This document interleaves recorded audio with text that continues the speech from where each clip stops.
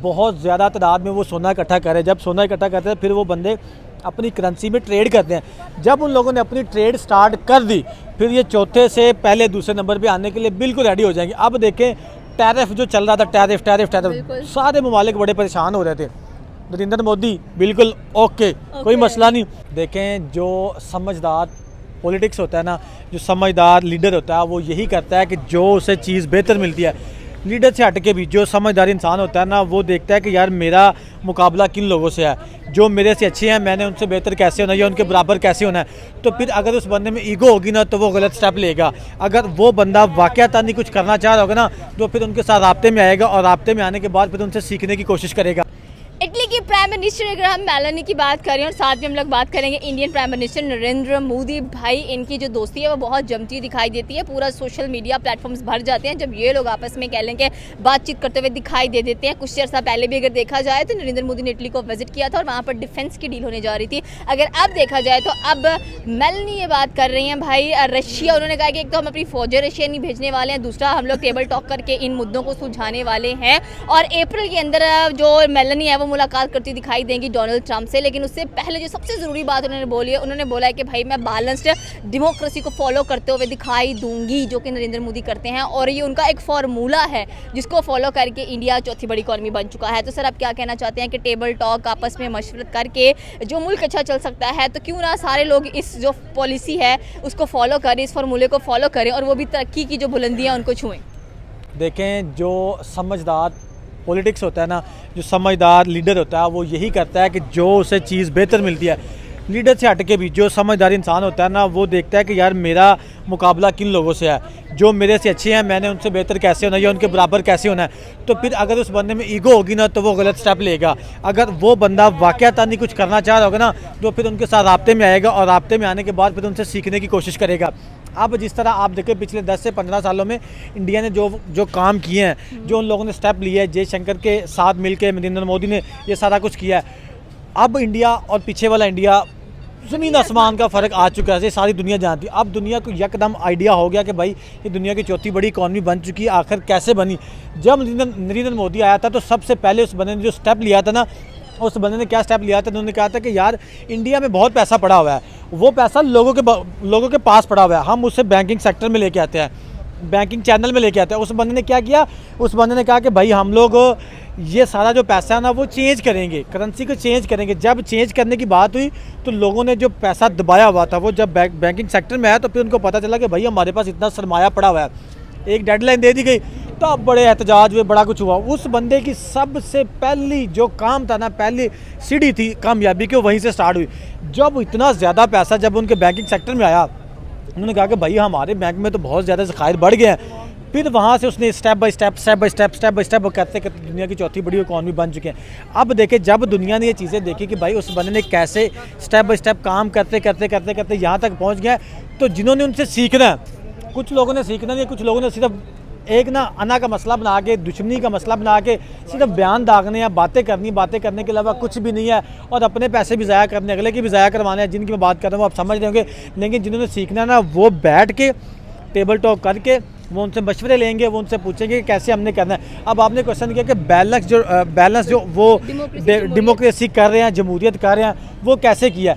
अब वो जब यहाँ से स्टार्ट करेंगी ना अपने मामलात, तो फिर वो भी उन चीज़ों से सीखेंगी, सीखने के बाद अपनी कौम में वो अप्लाई करेंगी।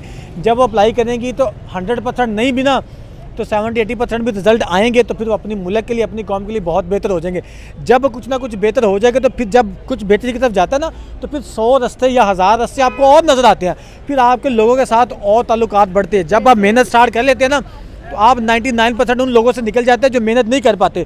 फिर आप 1% में आ जाते हैं जो मेहनत कर रहे होते हैं, फिर वो लोग आपके साथ जुड़ना स्टार्ट हो जाते हैं। तो यही वाला काम वो मेलानी करना चाह रही है। उसने कहा कि सबसे पहला जो मैंने हाथ पकड़ना है, जो मैंने पल्लू पकड़ना है, वो मैं नरेंद्र मोदी का पकड़ती हूँ, उसके बाद मैं आगे जाऊँगी। क्योंकि उनकी आपने देखा होगा केमिस्ट्री बड़ी अच्छी है, वो एक दूसरे के साथ बड़े घुल मिल के बड़े अच्छे वे में बात करने हैं। तो उन्होंने कहा कि क्यों ना हो किस चीज़ का फ़ायदा उठाया जाए। अच्छे लीडर हमेशा फ़ायदा उठाते हैं और अपने मुल्क को, कौम को आगे लेके जाते हैं। सर बिल्कुल आपकी बात सही है कि आपने किसी को अच्छी चीज़ चीज़ कहते हैं, देखो एक बंदे को ऑब्जर्व करो, उसकी जो अच्छी चीज़ लगे आपको वो अडॉप्ट कर लेनी चाहिए। और क्या पता ये जो बात आप अडॉप्ट करेंगे या कल को आपको कहीं बुलंदियों पर पहुंचा देंगे। और सीरियसली टेबल टॉक करें, आप बैठकर आप कह लें कि सुकून से बात करें, इतना ज़्यादा एग्रेशन लाने की क्या ज़रूरत है। और वैसे भी अगर देखा जाए तो नरेंद्र मोदी अभी तक दौरों पर ही निकले हुए हमें नजर आते हैं। अब रिसेंटली श्रीलंका गए हैं भाई, वहाँ पर उनको गार्ड ऑफ ऑनर दिया गया है, 19 तोपों की सलामी दी गई है। और क्या कुछ रह गया इनके लिए, रेड कारपेट तक बिछाई जाती है। देखिए उनके लिए कुछ भी नहीं रह गया, उनके लिए सिर्फ ये रह गया कि हमने चौथी बड़ी इकॉनमी वो बन चुके हैं।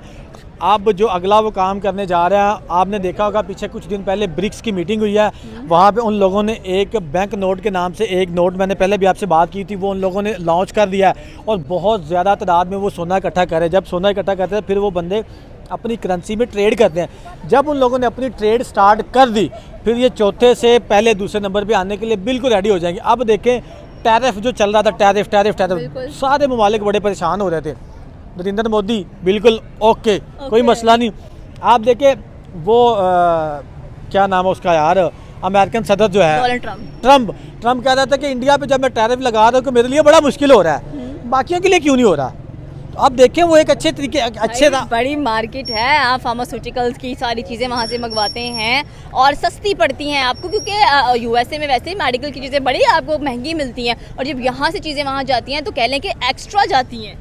बिल्कुल वही बात है कि सोने की चिड़िया एवं नहीं कह के चले गए थे। गौरव ने ये बात कही थी कि जो भारत है ना, जो हिंदुस्तान है वो सोने की चिड़िया है। तो सारी दुनिया को आज नज़र आ रहा है, हर बंदा चाहता है कि उसके साथ में ज़्यादा ट्रेड करूं, उसके साथ में ज़्यादा अच्छे ताल्लुकात रखूं, क्योंकि वहाँ पे अगर उनकी चीज़ें जाएंगी तो वहाँ से हमारे पास आएंगी ना, तो हमें बहुत ज़्यादा फ़ायदा हो सकता है। सबसे ज़्यादा अगर कोई बंदा फ़ायदा उठा सकता है ना, तो वो इनका हमसाया मुल्क पाकिस्तान है। लेकिन पाकिस्तान, नरेंद्र मोदी ने एक बयान दिया था कि भाई हम पाकिस्तान के साथ चलना चाहते हैं, हम पाकिस्तान के साथ मिल के सारे मामलात करना चाहते हैं, लेकिन क्यों नहीं कर पाते। हमें आइडिया नहीं कि यहाँ के वज़ीर आज़म से हमने बात करनी है, ISI के जो चेयरमैन हैं उनसे बात करनी है, या हमने आर्मी चीफ से बात करनी है, किसी एक बंदे का पता नहीं। वो कहते हैं कि यहाँ पे सुबह कोई बात करता है, शाम को वो बंदा साइड पर हो जाता है। तो हमारे जो मुज़ाकरात होंगे, हमारी जो एक समझ ले कॉन्ट्रैक्ट होगा, तो उसका जिम्मेदार कौन होगा।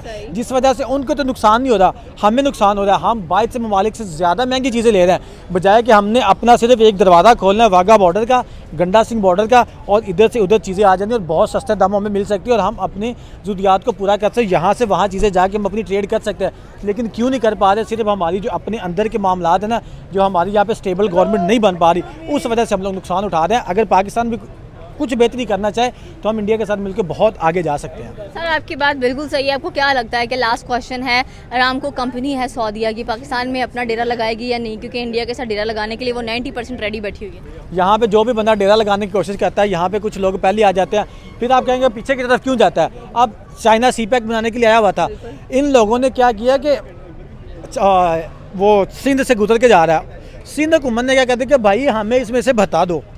अब देखिए आपके मुल्क का फ़ायदा हो रहा है, इतना बड़ा कॉरिडोर बन रहा है, तो आपने उनसे बता मांगने की कोशिश की। उन्होंने वो जो रीट है ना, वो सिंध हाई कोर्ट में जाके जमा करवा दी कि यार आपकी गवर्नमेंट है, उनके साथ हमारे मुआहदे हुए हैं, आप एक सूबाई गवर्नमेंट हमसे बता मांगती, क्यों मांग रही है भाई।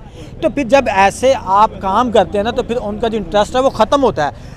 जब इंटरेस्ट ख़त्म होता है तो आपके पास कोई भी इन्वेस्टमेंट नहीं आती।